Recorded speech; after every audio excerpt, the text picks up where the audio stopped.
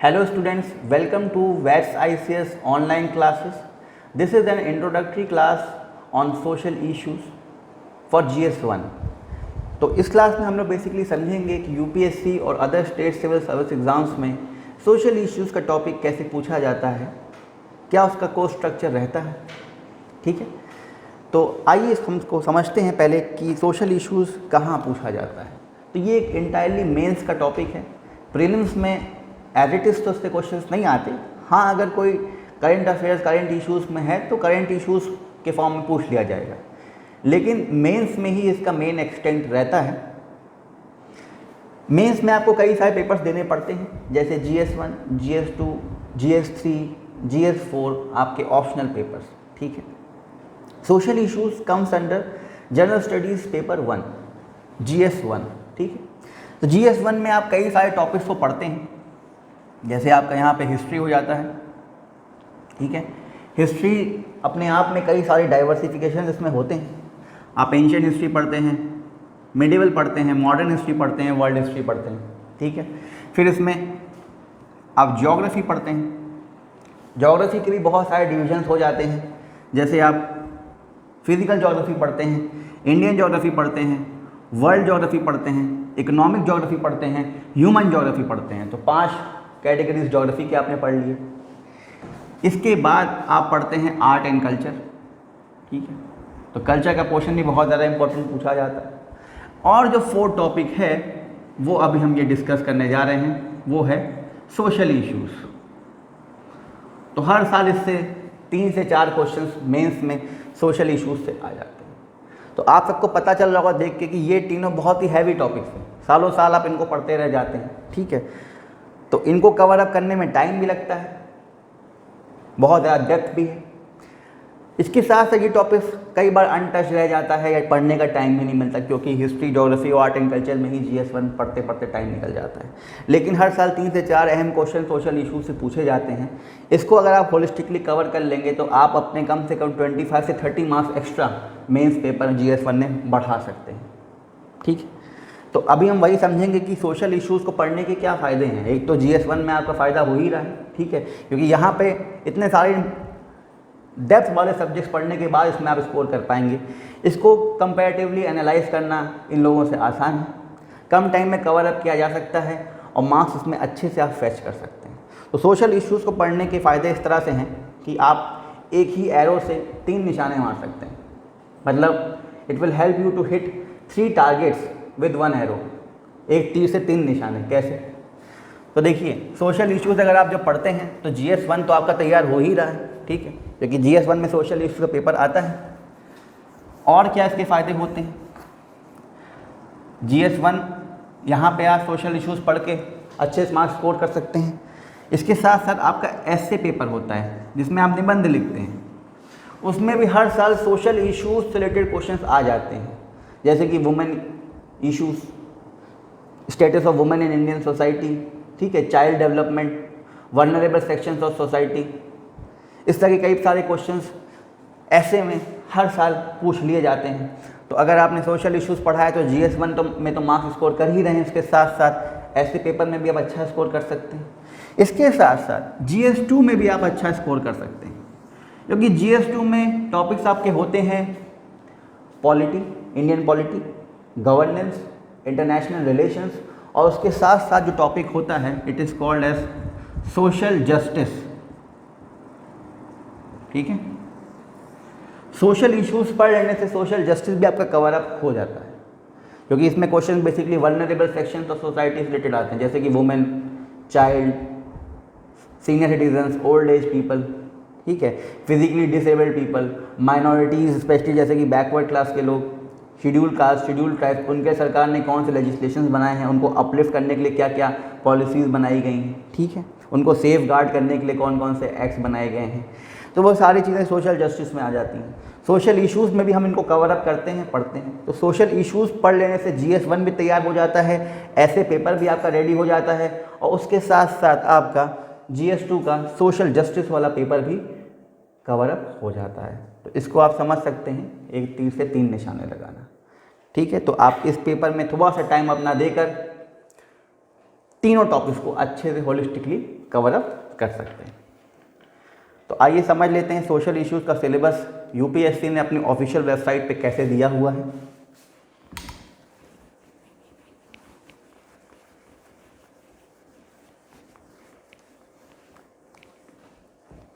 तो आप अगर ऑफिशियल सिलेबस पे ध्यान देंगे जो यूपीएससी की वेबसाइट पे है, तो ऑफिशियल सिलेबस कुछ इस तरह से है, मैं आपके सामने उसको मेंशन करने जा रहा हूँ। और एक एक पॉइंट को हम यहाँ वेस्ट आईसीएस में होलिस्टिकली डिटेल में प्रॉपर एनालिसिस के साथ करंट अफेयर से लिंक करके आपको डिजिटल नोट्स प्रोवाइड करेंगे पीडीएफ के फॉर्म में। और इसके साथ जो भी करंट इवेंट्स हो रहे हैं, चाहे वो एडिटोरियल्स में आ रहे हों, एनालिसिस की जा रही हो, ठीक है, कुरुक्षेत्र में योजना में कोई ऐसी इश्यूज़ आ रहे हों, योजना मैगजीन, कुरुक्षेत्र मैगजीन, जहाँ पे सोशल इश्यूज़ को एड्रेस किया जा रहा है, तो उसको भी एनालिटिकल पॉइंट से हम एनालाइज करके एक ल्यूसिड रिप्रेजेंटेशन में आपके सामने नोट्स के पॉइंट ऑफ व्यू से आपको सब प्रोवाइड कर देंगे। तो आइए पहले सिलेबस पे एक बार ध्यान देते हैं। यूपीएससी ने जो ऑफिशियल सिलेबस बताया है उसमें वो बोलते हैं salient aspects of diversity of India and Indian society. तो बेसिकली वो इंडियन सोसाइटी के सेलिएंट फीचर्स पे क्वेश्चन पूछने की बात करते हैं, salient features and diversity in traditional Indian society, ठीक है। तो एक टॉपिक इनका ये रहता है। इसके साथ साथ बहुत इंपॉर्टेंट टॉपिक रहता है role of women in Indian society and women organisation. तो आप समझ सकते हैं ऐसे, women organisation and role of women in our Indian society, ये टॉपिक एक रहता है। उसके साथ साथ पॉपुलेशन एक बहुत ही बड़ा इशू अपने आप में, जो लगातार हम पॉपुलेशन में बढ़ते जा रहे हैं, एक काइंड ऑफ पॉपुलेशन एक्सप्लोजन जो हो चुका था तब से वो बढ़ता जा रहा है। तो पॉपुलेशन एंड एसोसिएटेड इश्यूज़, कि पॉपुलेशन बढ़ जाने से क्या क्या इश्यूज़ सोसाइटी में होने लगते हैं, कंट्री में होते हैं, population and it's associated issues, ये टॉपिक दिया हुआ है ऑफिशियल वेबसाइट पे, ठीक है। इसके साथ साथ पॉवर्टी एंड डेवलपमेंटल इश्यूज़, तो पॉवर्टी के बारे में और उसके साथ साथ सरकार ने डेवलपमेंट करने के लिए कौन कौन से पॉलिसीज़ बनाई हैं, उसमें क्या क्या इश्यूज़ अभी रहते हैं जो कि अभी एड्रेस नहीं हो पा रहे हैं फॉर सम रीजंस, ये भी इसमें पूछा जाता है सिलेबस का पार्ट है। इसके साथ साथ अर्बनाइजेशन की बात की जाती है, ठीक है। ये जो रैपिड अर्बनाइजेशन है, जो एक आप कह सकते हैं कि काइंड ऑफ एक ट्रांजिशन हुआ है रूरल लाइफ से अर्बन लाइफ की तरफ, लोग इंडस्ट्रियलाइजेशन की तरफ गए, ह्यूमन नीड्स जब लगातार बढ़ना हुई तो गांव से निकल के व्यक्ति शहर में आए, शहरीकरण हुआ, फैक्ट्रीज बनी, फिर वहाँ लोग काम करना शुरू किए। उसके बाद सिटी बन गई, सिटी का एक रूप हुआ, उसमें क्या क्या इश्यूज़ बन के आए, ठीक है। सोसाइटी में क्या क्या इश्यूज़ बने, तो अर्बनाइजेशन और उससे रिलेटेड जितने इश्यूज़, ये भी सोशल इश्यूज़ में पूछा जाता है। इसके साथ साथ सोशल एम्पावरमेंट, ये भी एक टॉपिक है, सोशल एम्पावरमेंट,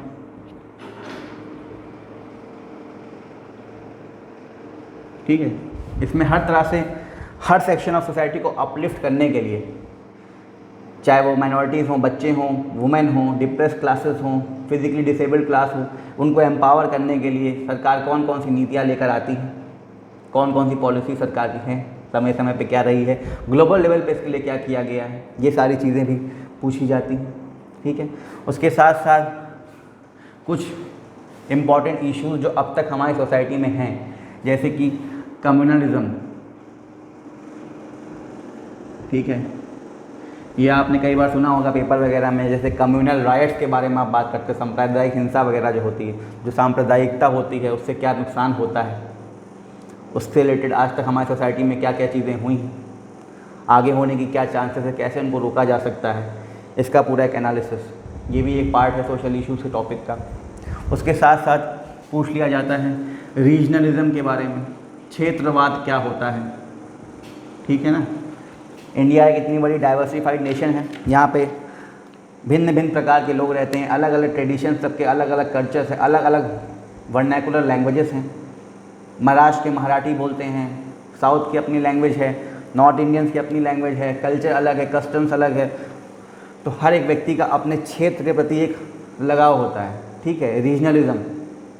लेकिन जब वो बहुत ज़्यादा बढ़ जाता है तो फिर वो अलगाव की तरफ चला जाता है, वो अपने आप को बाकी लोगों से आइसोलेट करना चाहते हैं, ठीक है, या कहते हैं कि हमें एक इंडिपेंडेंट ऑटोनॉमस स्टेट बनना है, या नई स्टेट की डिमांड करते हैं। आप सुनते होंगे समय समय पे स्टेटहुड की डिमांड होती गई है, हर एक छोटा सा राज्य के अंदर एक और राज्य बनने की बात होती रहती है, अलग अलग राज्य बनने की लोग बात करते हैं, स्टेट्स को और डिवाइड करके और नए नए राज्य बनाने की बात की जाती है। तो ये सब क्यों होता है कि वो क्षेत्रवाद है, रीजनलिज्म है।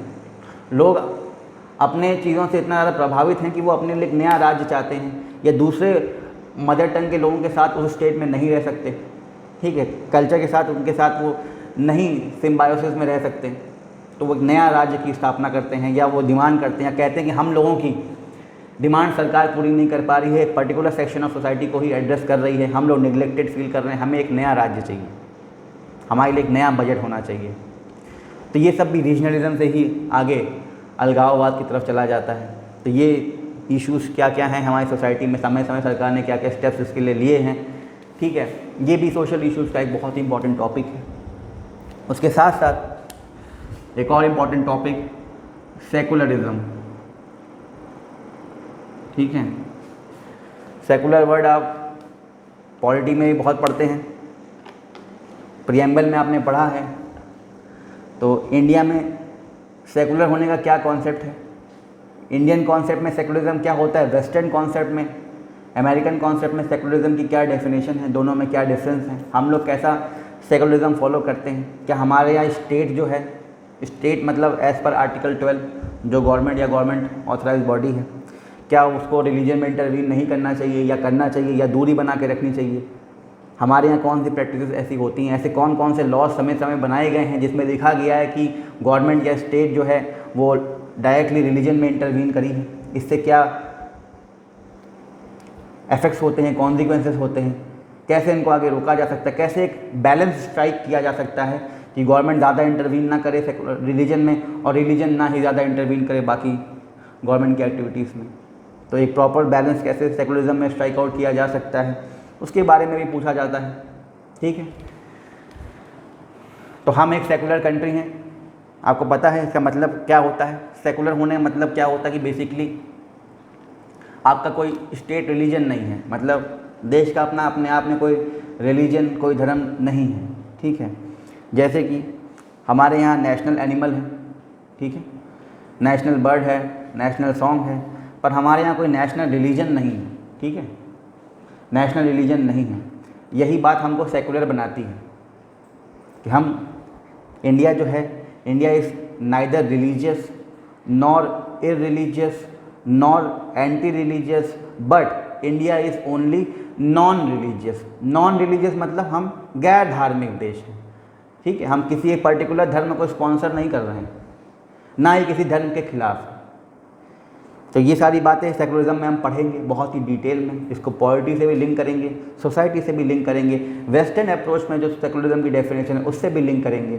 तो ये भी एक इम्पॉर्टेंट क्वेश्चन पूछा जाता है हर साल सेकुलरिज्म में। तो ये सारे आपके मेन टॉपिक्स हैं जो यूपीएससी ने अपनी ऑफिशियल वेबसाइट में सोशल इश्यूज़ पे दे रखे हैं, ठीक है। तो इनको हम होलिस्टिकली एक एक करके topic by topic, chapter by chapter detail में आपको वेस्ट आईसीएस में ऑनलाइन क्लासेस में सब कुछ कवर अप करा दिया जाएगा।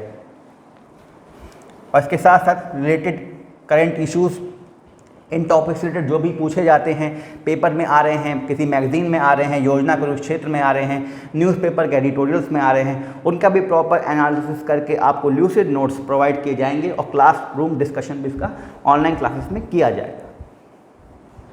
मैं इसके कुछ जेन्युइन टेक्स्ट बुक्स और रिसोर्सेज के बारे में बात कर लूँ कि क्या रेफरेंस बुक्स आपको कंसिडर करना चाहिए while preparing for social issues, ठीक है। तो सोशल इश्यूज़ का रेफरेंस मटेरियल शुरू करते हैं। तो वही सबसे पहले हमारे बेसिक्स बुक्स जैसे कि एनसीईआरटी, ठीक है।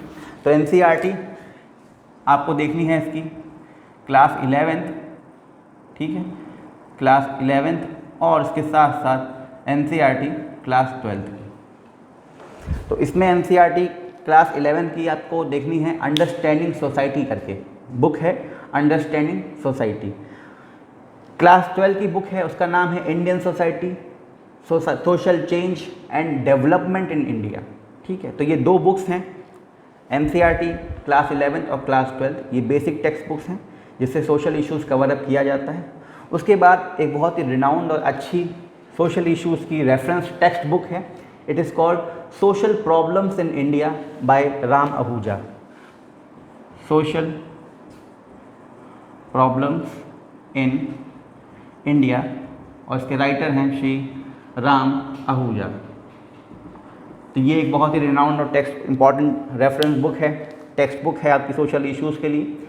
ये NCERT हो गई, टेक्स्ट बुक हो गई, इसके साथ मैगजीन्स जैसे कि योजना, ठीक है, कुरुक्षेत्र, इसमें जो भी आर्टिकल्स आते हैं सोशल इश्यूज से रिलेटेड वो, editorial analysis, the Hindu, Live Mint, Indian Express, समय समय पे जो भी इसमें आर्टिकल्स आ रहे हैं वो सब आपको कवर अप करना है। एक अच्छी बात ये है कि ये सारे रिसोर्सेज जो मैंने आपके सामने मेंशन किए हैं, वेस्ट ICS ऑनलाइन क्लासेस में आपको ये सब कुछ कवर अप कराया जाएगा, चाहे वो NCERTs हों, टेक्स्ट बुक्स हों, मैगजीन्स हों, आर्टिकल्स हों, एडिटोरियल एनालिसिस हो, वो सब आपको क्लास नोट्स के पॉइंट ऑफ व्यू से, ऑनलाइन डिस्कशन के पॉइंट ऑफ व्यू से, डिजिटल नोट्स के माध्यम से PDF के फॉर्म में आपको एज एन अटैचमेंट आपके ऐप में दे दिया जाएगा।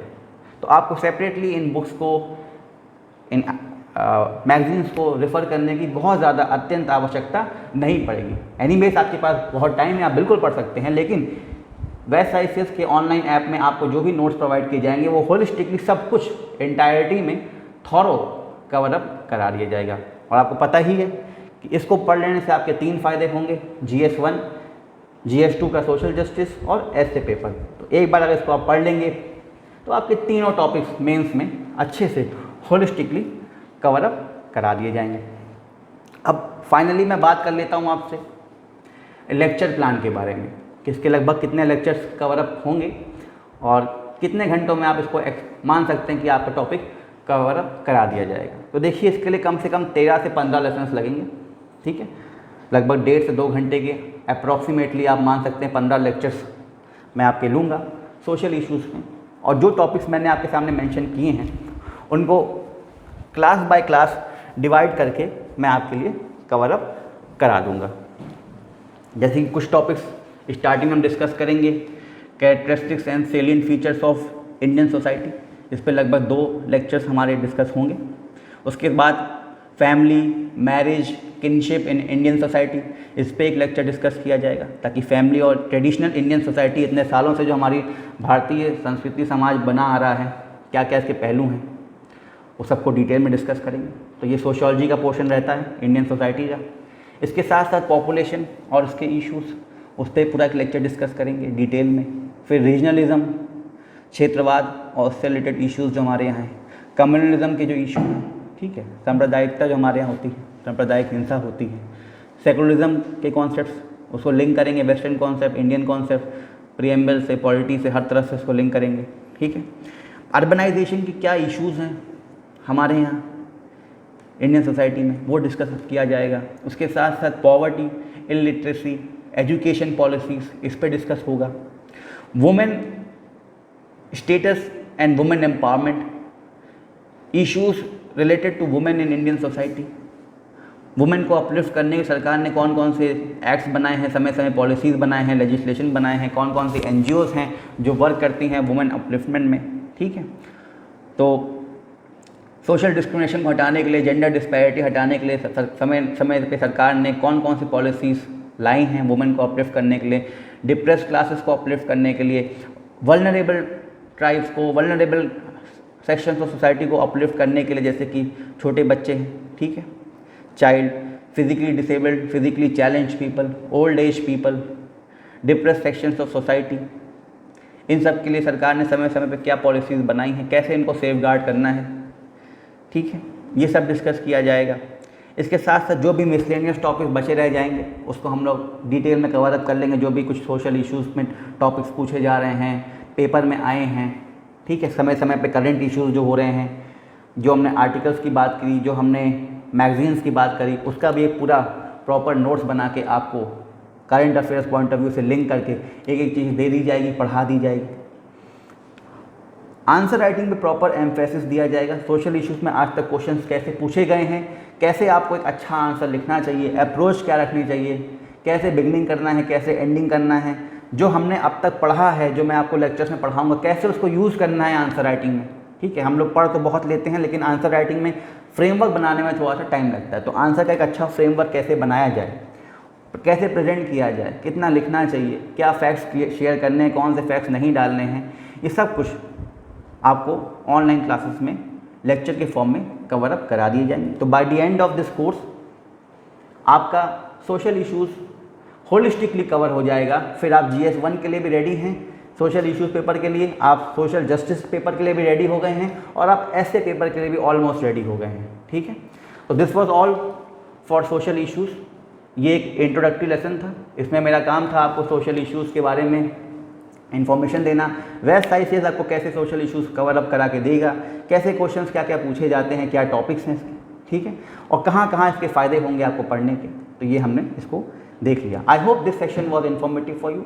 Let's meet in our first lecture of social issues, and then we will holistically cover all the previously mentioned topics.